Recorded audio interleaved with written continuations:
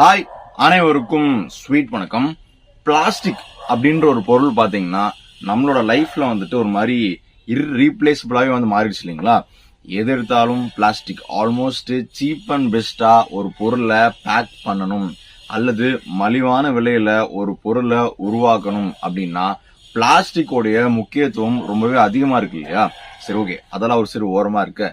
இந்த வீடியோல நம்மளையே அறியாம நிறைய பிளாஸ்டிக்க சாப்பிட்டுட்டு இருக்கோம். பிளாஸ்டிக்க சாப்பிடுறோமா அப்படின்னு கேட்டீங்கன்னா, மைக்ரோ பிளாஸ்டிக்ஸ், அதாவது ரொம்ப ரொம்ப சின்ன மைன்யூட் அளவுல இருக்கிற சின்ன சின்ன பிளாஸ்டிக் பார்ட்டிகிள்ஸ், இது எல்லாமே நம்ம டே டு டே லைஃப்ல யூஸ் பண்ற நிறைய பொருட்கள்ல இருந்து நம்ம உடம்புக்குள்ள போய்கிட்டே இருக்கு.